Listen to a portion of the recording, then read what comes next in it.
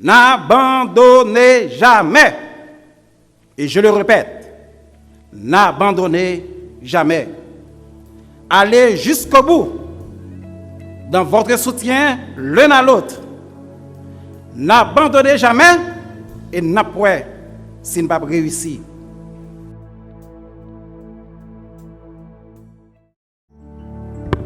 Chers et frères, chers amis, bonjour. Frères avec Semio, bonjour. Bon sabbat dans le Seigneur. C'est toujours un plaisir pour que nous soyons capables, dans notre temps bon Dieu, pour nous adorer en esprit et en vérité. Et chaque fois que nous avons la possibilité pour nous capables derrière le micro, pour nous parler dans notre bon Dieu, nous sentons que nous sommes contents.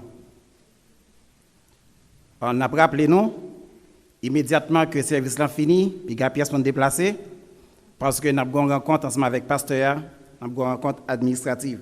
Donc immédiatement après le service, nous avons une rencontre administrative avec le pasteur, de grâce aux mêmes qui membres d'église, pas déplacés, rester ensemble avec nous. Nous avons invité un ancien qui est présent qui est là, immédiatement que le service est fini aussi, juste pour une prise de contact. On t'a rencontré ensemble avec nous, donc pas déplacé. Titre, message matin, il dit comme ça, n'abandonnez pas la barque. Quel est le titre du message? Alors, nous avons ou pas? Lecture que nous avons fait matin, nous joignons dans Marc, chapitre 4, les versets 35 à 41. Et nous avons invité nous capables de lire encore. Il est dit, ce même jour, le soir, Jésus leur dit, passons à l'autre bord. Après avoir renvoyé la foule, ils l'emmenèrent dans la barque où il se trouvait. Il y avait aussi d'autres barques avec lui. Il s'éleva un grand tourbillon et les flots se jetaient dans la barque au point qu'elle se remplissait déjà. Et lui, il dormait à la poupe sur le coussin. Ils le réveillèrent et lui dirent, « Maître, ne t'inquiètes-tu pas de ce que nous périssons? » S'étant réveillé, il menaça le vent et dit à la mer, « Silence, tais-toi. » Et le vent cessa, et il y eut un grand calme. Puis il leur dit, « Pourquoi avez-vous ainsi peur? Comment n'avez-vous point de foi? » Ils furent saisis d'une grande frayeur, et ils se dirent les uns aux autres, « Quel est donc celui-ci à qui obéissent même le vent et la mer? » Courbons la tête pour une courte prière. Bon papa maintenant qui est dans le ciel là, que non capable béni d'éternité en éternité. Alors que nous prions pour une capable d'ouvrir parole pour nous parler dans nous de grâce, éliminez-nous complètement, prends place dans notre vie, brûlez nos lèvres avec charbon ardent de ton autel et permets à ce que chaque âme présente ici capable d'édifier à salut en Jésus pour la gloire de ton Saint-Nom. Amen. Mesdames, Messieurs, chers et frères, chers amis, nous vivons dans un monde qui est troublé, un monde qui est bouleversé, alors que nous vivons encore les séquelles de COVID-19. Maintenant, nous ne connaissons pas qui côté ça va aller, avec ce tyran de l'Union soviétique qui déclenche une guerre sans merci contre son voisin ukrainien. Des innocents perdent vie, des millions de gens réfugiés dans d'autres pays d'accueil. Sœurs et frères, chers amis, Jésus est à la porte. Jésus est à la porte, car événement qui a passé dans mon Dieu, dis-nous ça. Ou même avec, nous devons nous réveiller de notre sommeil pour dire aux autres que Jésus revient très bientôt. Nous devons quitter le regard nous fixé sur Jésus, mais ayons vie de prière et de consécration. Nous devons connaître pour qui ça, ou même ensemble avec nous, sommes adventistes du 7e jour, mais aussi qui mission et qui mission pas moi. Dans la société noire, il est facile pour nous abandonner, baisser les bras. Certaines fois, on se demande, y a-t-il une raison valable pour cet abandon? Avant que crac, nous prêts pour nous abandonner. Le mari n'arrive pas à supporter sa femme, il a abandonné, il a en lettre de divorce, il a quitté le foyer. L'épouse n'arrive pas à supporter son mari, il a en lettre de divorce, et ils ont tous les deux abandonné. L'autre. Les enfants se disent, nous ne sommes pas confortables encore dans la maison. Ils ont retiré, ils ont abandonné la maison paternelle pour aller habiter ailleurs, loin de leurs parents.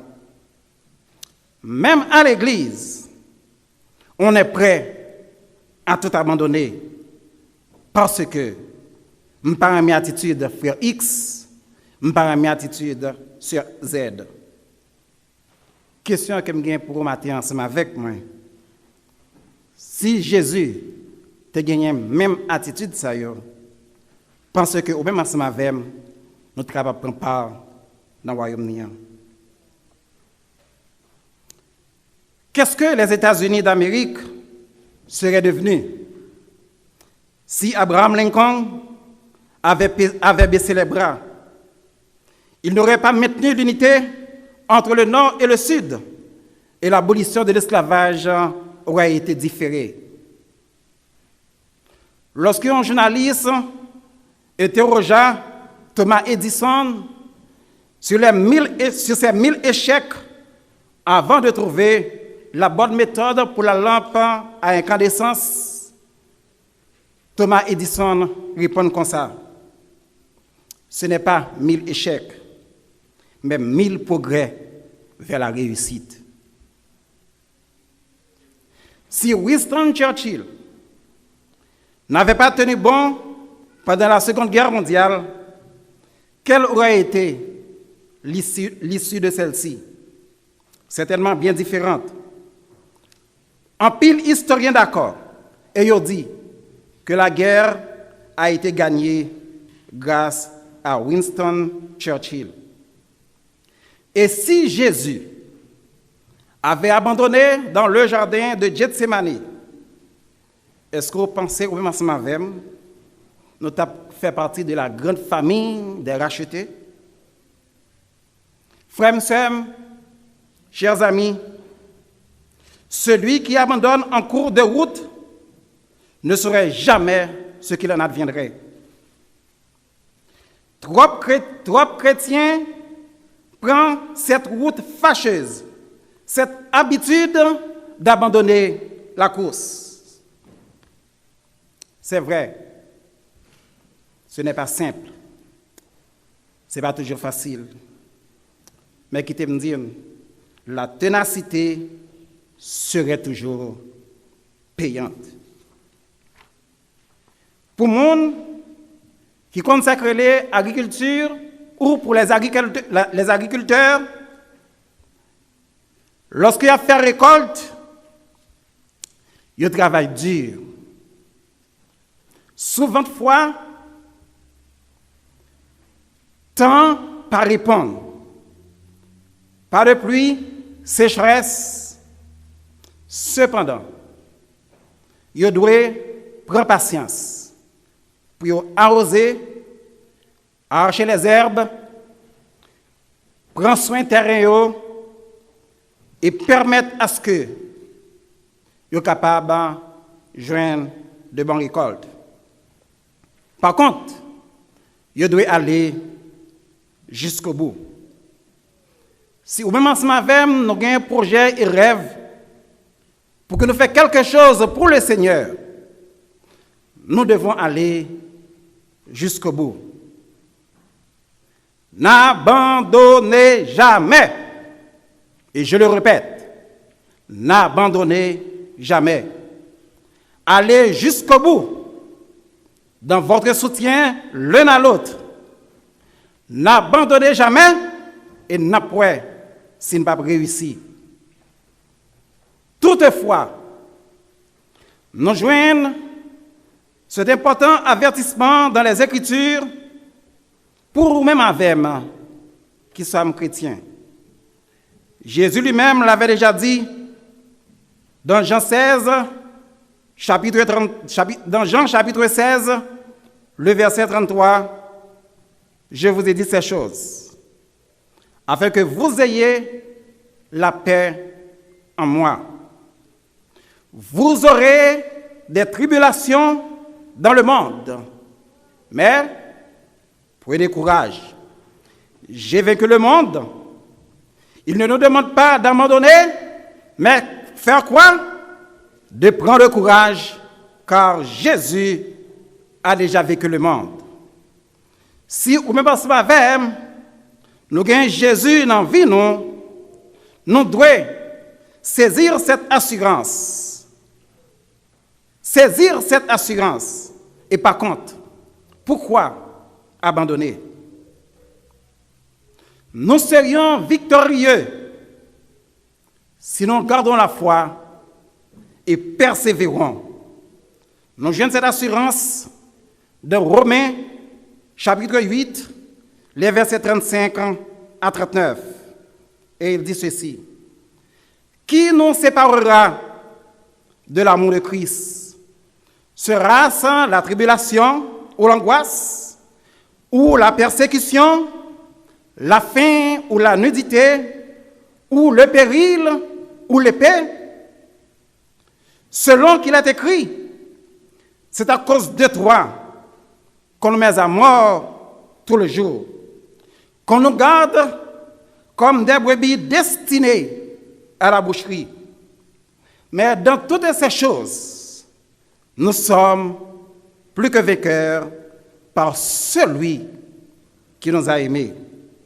Car j'ai l'assurance que ni la mort, ni la vie, ni les anges, ni les dominations, ni les choses présentes, ni les choses à venir, ni la puissance, ni la hauteur, ni la profondeur, ni aucune autre créature ne peut nous séparer de l'amour de Dieu manifesté en Jésus-Christ notre Seigneur.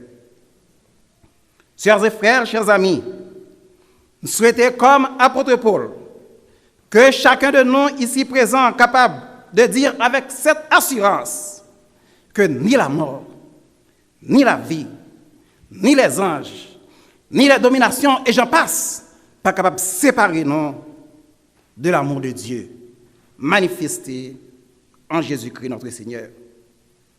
Chers et frères, amis qui écoutent sur social médias, il a dit dans 2 Timothée chapitre 3, verset 12, tous ceux qui veulent vivre pieusement en Jésus-Christ seront persécutés. Et dans Jérémie, chapitre 38 et 39, l'expérience de Jérémie prouvait et révélait qu'en tant que disciples du Christ, nous ne devons jamais abandonner notre vie chrétienne. Alors que Jérémie défendait les voies du Seigneur, il appelait le peuple de Dieu à se rappeler de son alliance avec le Seigneur. Mais il semble que telle proclamation, tel évangile, pas de bienvenue, bon côté monde qui t'attendait, de préférence. Il préfère maintenir le peuple dans l'obscurité du péché, même ça qui prétendent, les amis de Jérémie, étaient également contre lui-même et faire des plans pour être capable de détruire Jérémie. Il cherchait des opportunités pour réduire en silence. Et au même placer des pièges sur route, de sorte que il est capable de tomber. Dans Jérémie 38, versets 4 à 6, il a dit, les chefs dirent au roi que cet homme soit mis à mort, car il décourage les hommes de guerre qui restent dans cette ville. Et tout le peuple, en leur tenant de pareils discours, cet homme ne cherche pas le bien de ce peuple, il ne veut que son malheur. Et le roi Sédécias répondit, voici, il est entre vos mains, car le roi ne peut rien contre vous. Alors, il prend Jérémie et il jette dans la citerne de Malkija, fils du roi, laquelle se trouvait dans la cour de la prison.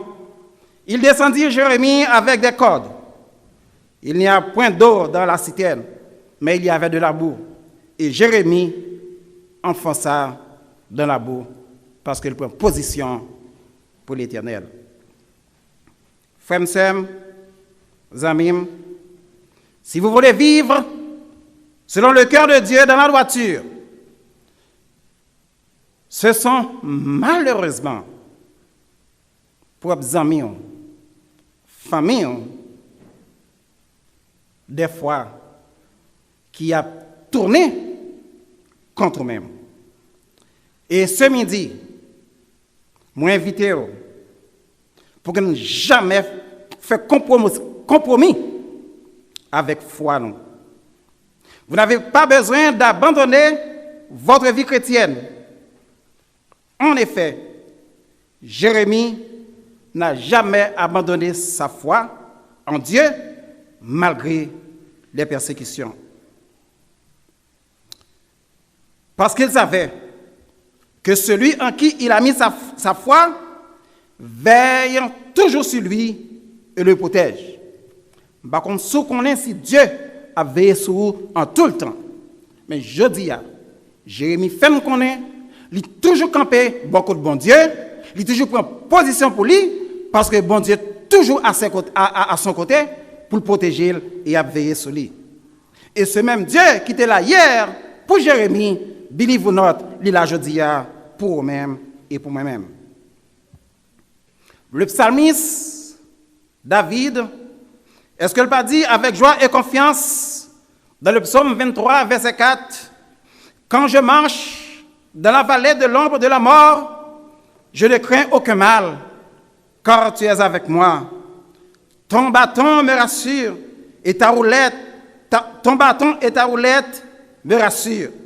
Sœurs et frères, chers amis, à la différence de Jérémie qui n'a pas compromis sa foi et pas abandonné le chemin du Seigneur, nous joignons Adam qui ouvrit cœur à Satan.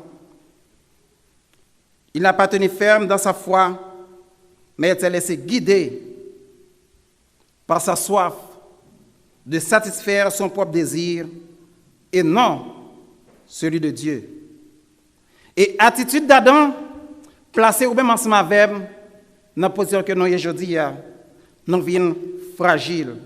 Et il vient permettre à ce que relation avec bon Dieu vienne en fossé entre lui-même. Mais heureusement, le Christ, par sa mort et sa résurrection, a restauré cette belle relation qui existait dans le passé entre Adam et Dieu. Et au même moment avec nous avons une possibilité pour nous communiquer avec Dieu directement. De même, par la faute d'un seul, le péché est entré dans le monde. À plus forte raison, la grâce de Dieu accordée par un seul homme, Jésus-Christ, lui répond en abondance sur la multitude. Romains 5, verset 15. Frères et sœurs, une fois que cette relation a été rétablie, Nous devons mener notre vie chrétienne en mettant Jésus-Christ au centre de toutes nos affaires. Nous devons continuer par proclamer à temps et à contre-temps le message des trois anges sans peur ni crainte. Car Jésus les rassure. Il a dit dans Matthieu chapitre 10, le verset 28, « Ne craignez pas ceux qui tuent le corps, mais qui ne peuvent tuer l'âme.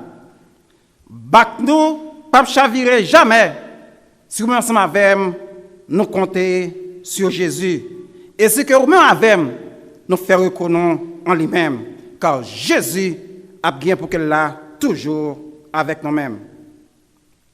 Malheureusement, bon nombre d'entre nous qui prétendent être des chrétiens abandonnent facilement notre foi. Certains, à cause du soif d'argent, puis qu'ils ont l'argent rapide et facile, ils sont prêts, puis mettre mon Dieu de côté, et puis capable de signer un pacte avec l'ennemi. Il y a aussi d'autres qui, à cause des amis ou des membres de la famille, ils ne peuvent pas perdre, ils préfèrent rejeter Jésus. Sœurs et frères, chers amis, Jésus nous avertit aujourd'hui quand il dit « Quiconque me réunira devant les hommes, l'a bien pour que capable de réunir aussi devant Papa qui est dans le ciel là. » Avez-vous peur de ceux qui vous persécutent? À cause de cela, vous choisissez pour abandonner la foi chrétienne? Avez-vous quitté l'Église parce que vous estimez que les épreuves sont beaucoup plus lourdes que vous ne pouvez plus les supporter? Avez-vous abandonné votre relation avec le Christ juste pour faire plaisir aux membres de votre famille, à votre conjoint ou à vos amis? Écoutez alors ce que le Christ a à vous dire. Ne vantons pas de passereaux pour un sou. Cependant, il n'en tombe pas un à terre sans la volonté de votre Père. Et même les cheveux de votre tête sont tous comptés. Qui donc? Ne craignez donc point, car vous valez plus que beaucoup de passereaux. Matthieu 10, verset 29 à 31. Chers et frères, chers amis, prenez courage. N'abandonnez pas votre foi chrétienne. Le Seigneur est avec vous dans la barque et elle ne peut pas être détruite. Car vous êtes si précieux aux yeux du Seigneur ou capable de compter sur lui. Chers et frères, si aujourd'hui vous entendez la voix du Seigneur, vous invitant à vous accrocher à lui en toutes choses et à tout moment, n'endurcissez pas votre cœur. La lecture que nous faisons matin, que nous jeunes dans Marc, chapitre 4, les versets 35 à 41, dans les versets 35 à 37, ils l'ont dit, ici, nous trouvons Jésus avec ses disciples dans un bac sur la mer de Galilée. Cette mer, chers et frères, chers amis, il connaît pour violentes tempêtes que généralement qui gagnent sur la mer ça. Pour qui ça? À cause des montagnes à l'est et de faibles profondeurs de cette mer. Il y a toujours des tempêtes brutales qui subvenir très rapidement et sans prévenir. Et c'est exactement ça qui passait dans l'histoire. Ça. Une tempête effrayante arrivée subitement, alors que les disciples avec Jésus étaient dans le bac là, ils ont traversé de l'autre bord. Il ne faut pas oublier que disciples étaient des pêcheurs de métier. Ça veut dire, ils étaient habitués avec la mer de Galilée, mais aussi avec ces genres de tempêtes qui sont survenues sur cette mer. Toutefois, passage là dit moi que la tempête était tellement forte que les disciples étaient désespérés. Ils ont tous été inquiétés pour vivre. Chers et frères, chers amis, m'invitez à mettre dans le pot disciples et essayer de vivre ce moment. Je ne sais pas si on voyager sous la mer. Je n'ai pas une grande habitude ça. Mais une fois, je l'ai fait. Et malheureusement, première fois, je fais long, mer qui calme. Et deuxième fois, lorsque je fais là, lorsque je retourné, je fais long, mer qui est agitée. Je me dis, ça veut dire. Ou bien peut-être, je ai une idée, une imagination de ça qui t'a traversé les disciples. Quoique, ils sont habitués avec mer agitée, mais ça t'a traversé dans le moment ça. Parce que ma Bible me dit que la tempête était tellement forte que les disciples qui sont habitués à la mer étaient désespérés.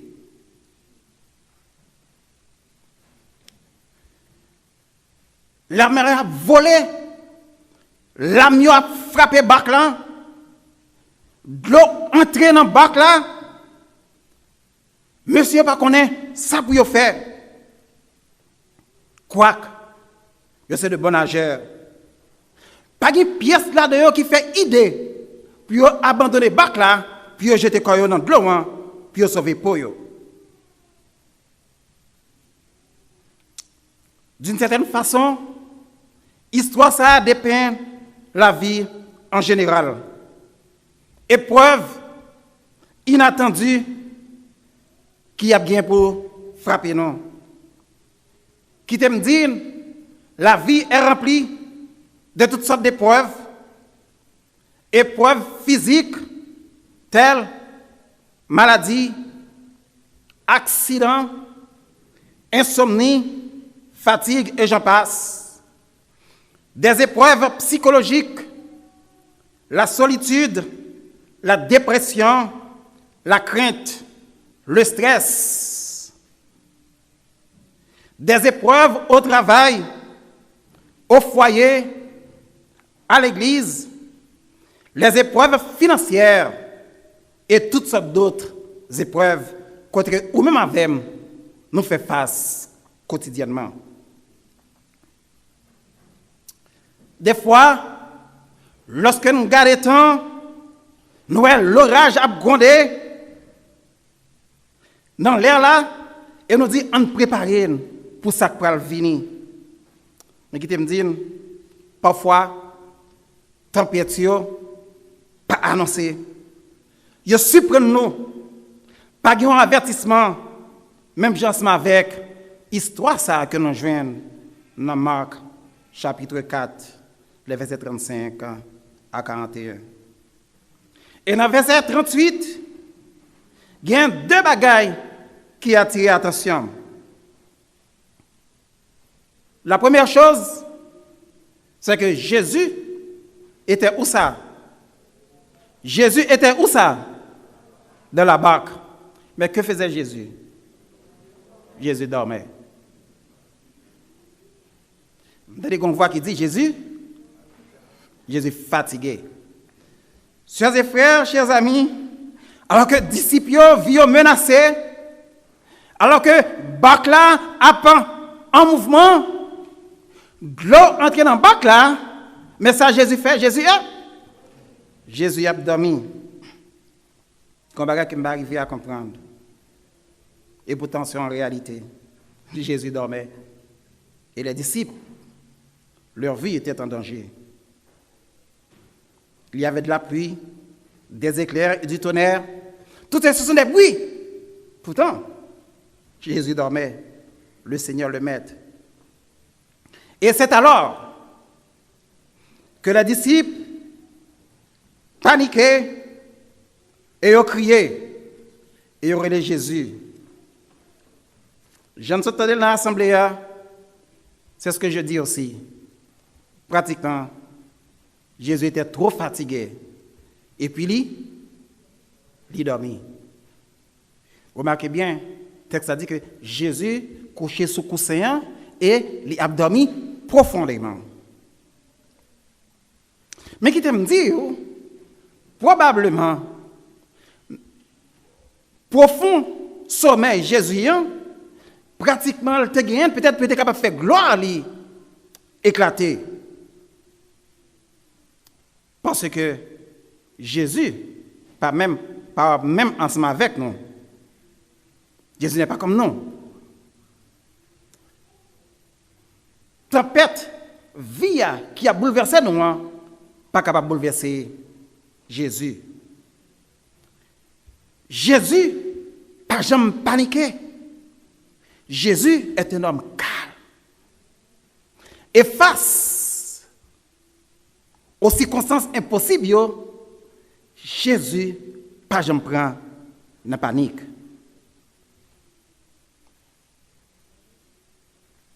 Chers et frères, chers amis, Jésus contrôlait la situation. Et qui t'aime dire, lorsque tout paraît obscur, on peut compter sur Jésus. Jésus est le soleil qui brille toujours dans les moments sombres de la vie de tous ceux qui croient en lui. Alors que Jésus, réveillé, il parlait à la tempête là et à la mer là, et ça qui arrivait. Hein?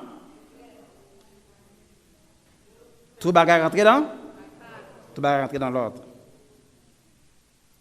Et lorsque disciples réveillent Jésus, ils disent Jésus, nous allons mourir.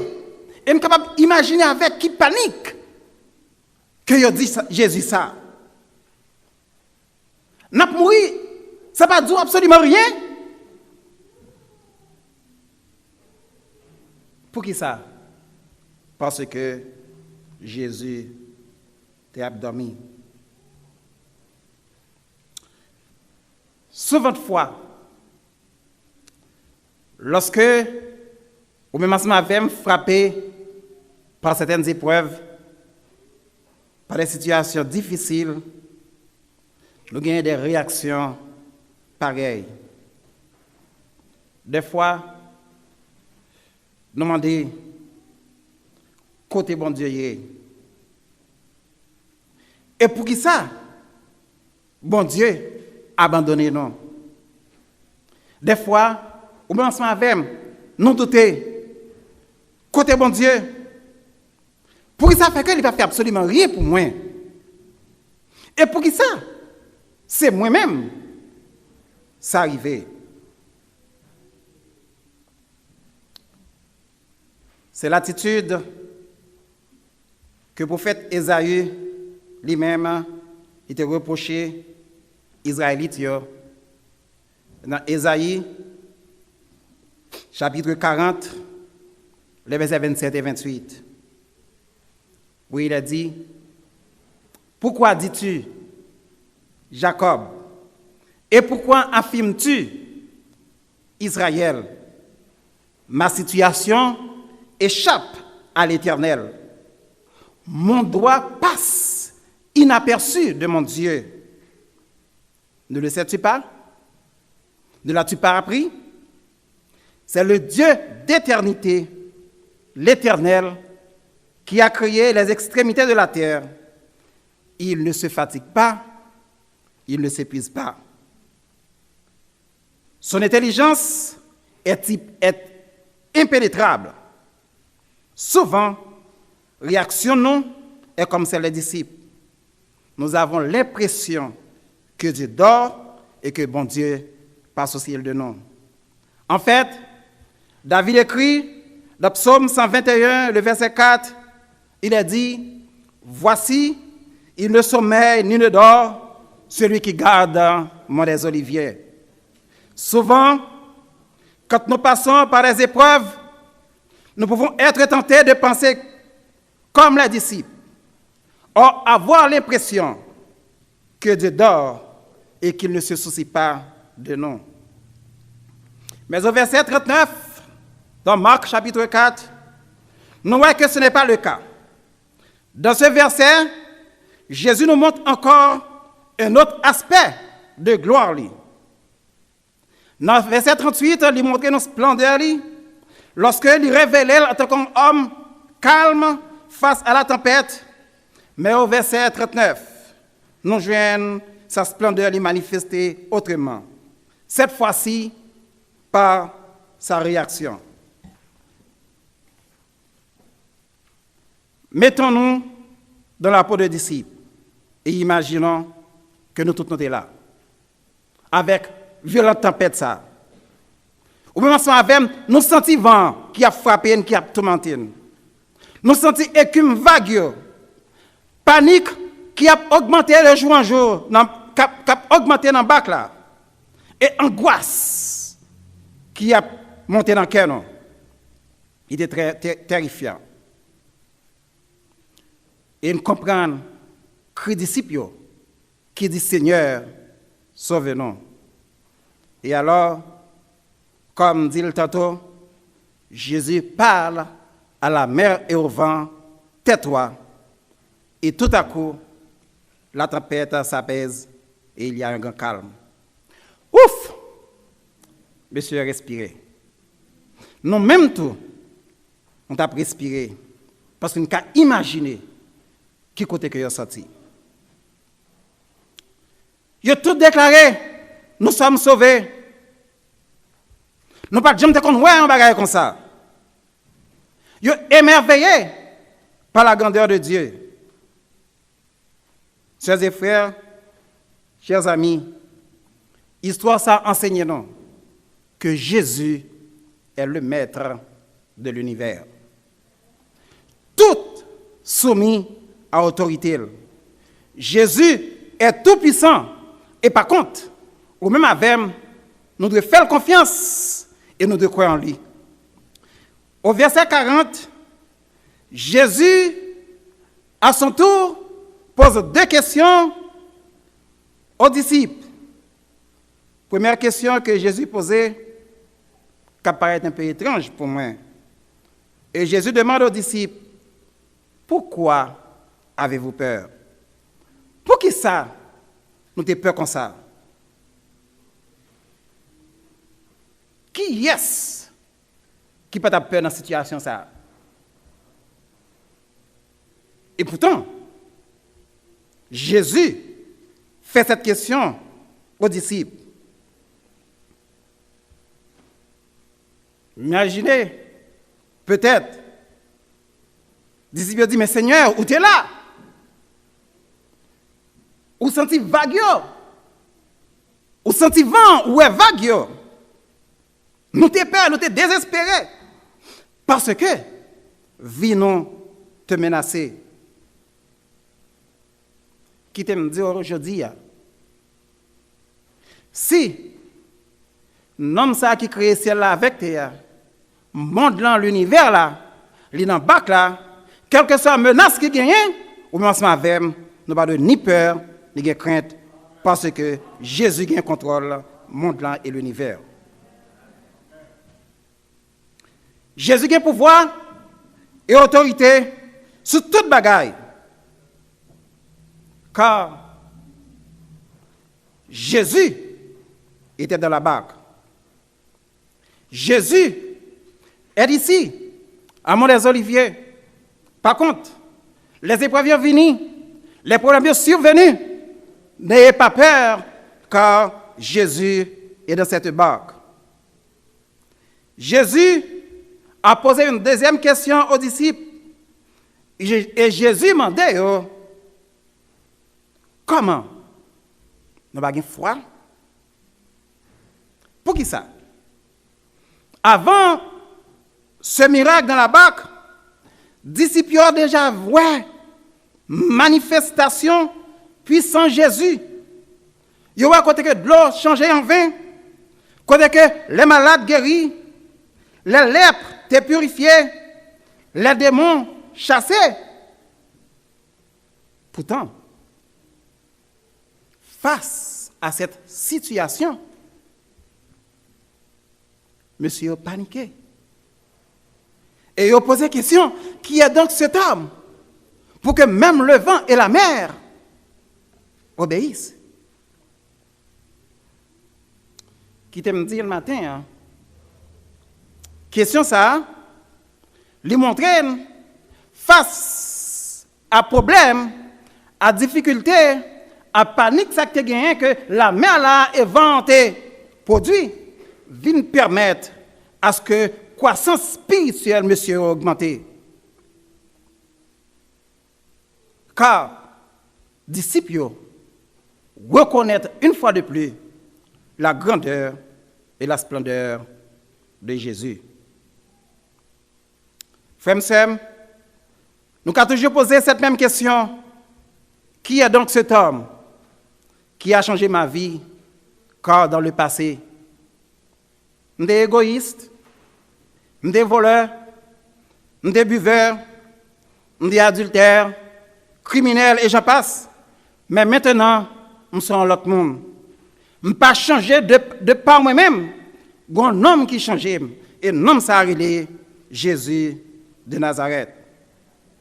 C'est avec eux à midi, m'invite à faire confiance. Pas abandonner. Les épreuves sont venues, les tourments sont venus, les difficultés sont venues.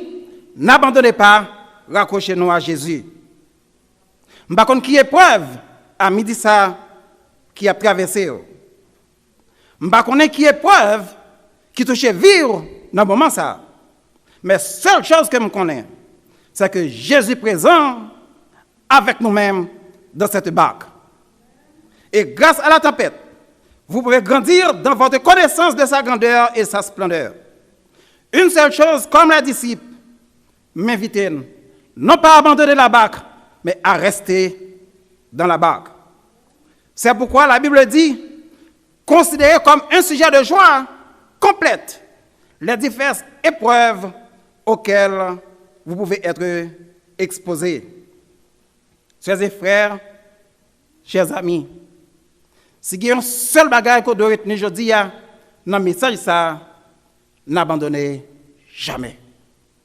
Oubliez tout ça que ça dit, n'abandonnez jamais cette course chrétienne. N'abandonnez jamais la foi. N'abandonnez jamais Jésus. Chacun de nous a un but. Chacun de nous a un goal. Chacun de nous a un objectif fixé. Et monsieur, objectif ça, goal ça, c'est un objectif qui est commun. Gagner le ciel. Personne ne peut gagner le ciel sans Jésus. Et si nous voulons gagner le ciel, nous ne sommes pas capables d'abandonner Jésus lorsque l'épreuve vient venir. Pour terminer, je vais partager une histoire ensemble avec nous qui est vraie. Assurément, sûr que je parle de l'histoire ça ici déjà, mais elle monte dans l'esprit à ce que je me dis. Il y a une jeune fille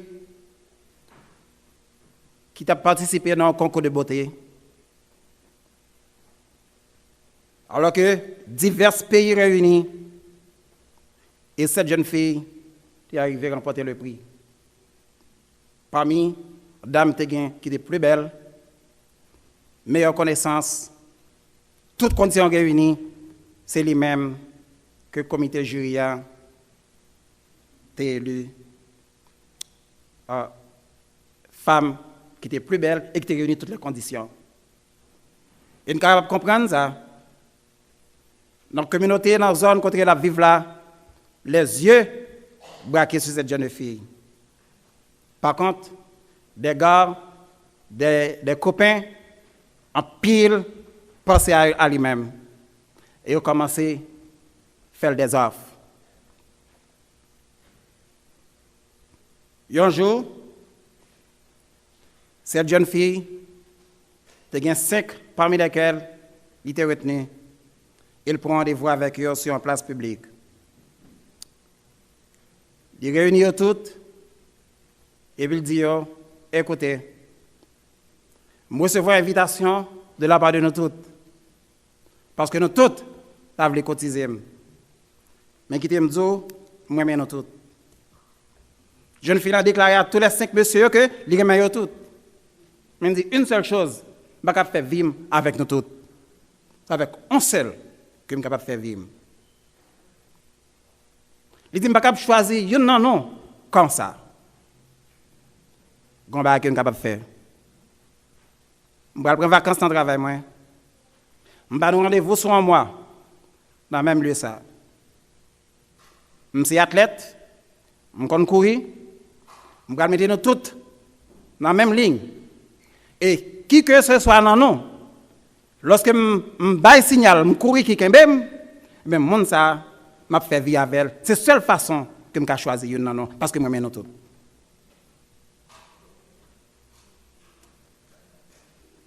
Cette dame, elle est partie voyager, fait des exercices, elle monter des montagnes, elle descend des montagnes, elle traite l'école dure. Après un mois, elle retournait dans le même lieu, elle est contente avec ces jeunes gars. Trace en ligne, ils sont tout prêts, disposés, parce que eux-mêmes aussi, ils ont fait des exercices parce que ils ont tout objectif pour faire qui ça? Pour épouser cette dame. Et que cette dame n'a pas fait lui-même. Il a acheté un petit bagage mettait sur lui, des objets précieux. Et lorsque le bail signale, il courit après quelques mètres, il a donné pour être capable de déplacer, il a tout pédé courir. Et lorsque le premier après arriver pour le toucher, à quelques mètres, il sentit ça, il a un gros objet à terre. Et ça qui a le toucher là, ralenti pour prendre l'objet, il perd du place, l'autre là, l'autre est passé devant. Et ainsi de suite. Chaque fois, l'autre pour aller pour le toucher, pour le prendre, il dépose un objet à terre, et puis, mon ça a perdu place. Mais le dernier, il jette l'objet. En fin de compte, cette dame stable, lui permet à ce que 5e n'arrive Kimbel.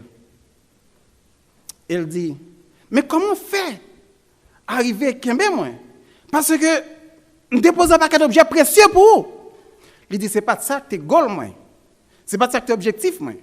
Goal, moi, c'est de me cotiser.